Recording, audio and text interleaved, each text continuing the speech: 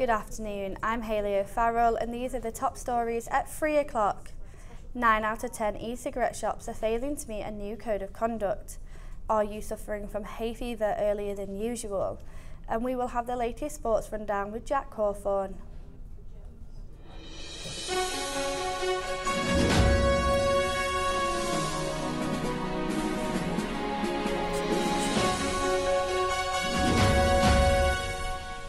National Rail are advising passengers travelling by train tomorrow to allow extra time for their train journeys due to planned strikes by the RMT trade union. Northern Rail are expecting less than a third of services to be in operation as conductors plan industrial action over a lack of job security. The walkouts are set to clash with racegoers travelling to Aintree for the Grand National on Saturday, and people in Huddersfield are split over yet another strike.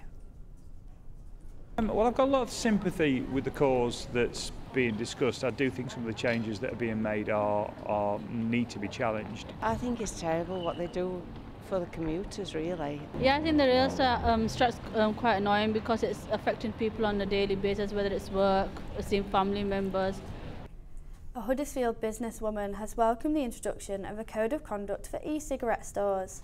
The Independent Vaping Association asked businesses to sign up to a 15-point voluntary code of conduct, which includes a clause about selling to non-smokers. This comes after the claim that almost 9 in 10 of Britain's vape shops are willing to sell e-cigarettes to non-smokers. The introduction of vaping was to offer an alternative to smoking, and Huddersfield Town Centre is now home to many e-cigarette shops. How difficult is that to try and stay in line with those sort of guidelines? It's not very difficult, no, because people will come in and they'll say, look, I'm a 20-a-day smoker, it's really bad, I've got lung problems, all that sort of stuff. We go through, we ask them how many cigarettes you smoke a day, that figures out what nicotine strength to put them on, so we're not putting them on a too high or a too low. The family of a missing woman, Svetlana Krasnoselka, are appealing for help to find her. West Yorkshire Police are continuing a range of inquiries to find the mother of one.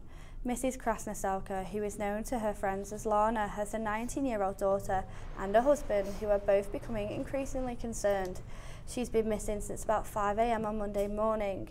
And now it's time for the sport with Jack Hawthorne. In sport now, Huddersfield Town are looking to keep pressure on the top two as they play against Nottingham Forest tomorrow. Confidence is high after an impressive 3-0 victory against Norwich City on Wednesday, where they remain determined despite being 9 points adrift from second place Brighton for an automatic playoff spot.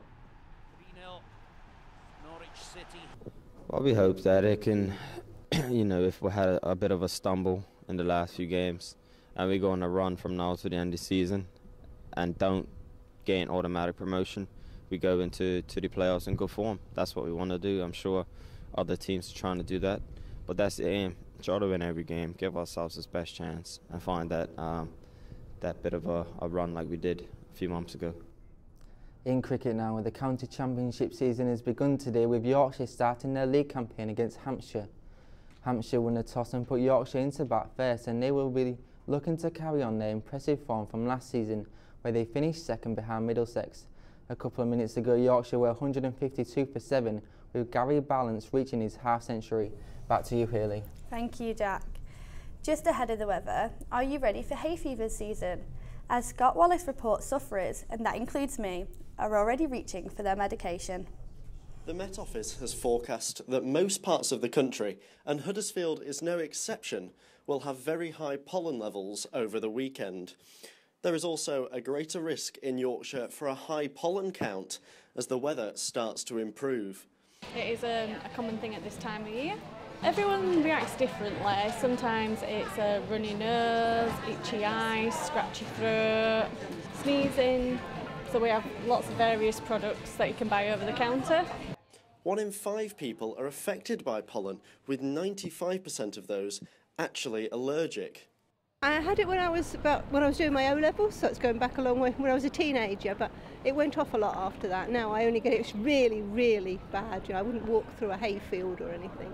There seems to be plenty of medication out there, but I don't know enough about the subject to find out whether it's effective or not. The better weather is good news for the trees and plants. However, for some people, this means it could be a real struggle when going outside. Scott Wallace, Hood News. Thank you, Scott. And now for the weather with Alice Sofield. Thank you, Hayley. After this morning's chilly start, this afternoon will feel slightly warmer with sunny spells and highs of around 12 degrees, continuing on into this evening.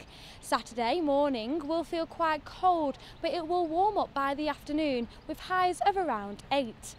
Sunday will see some early mist and fog in the morning, but it will be sunny and warm in the afternoon with highs of around 8. That's all your weather for today. Back to you in the studio. Thank you, Alice. And now breaking news. A woman has fallen off a bridge onto the M62. West Yorkshire Police have closed a road travelling eastbound between junction 25 and 26 from Brighouse to Chamber, causing large trailbacks. That's all we have time for. Goodbye.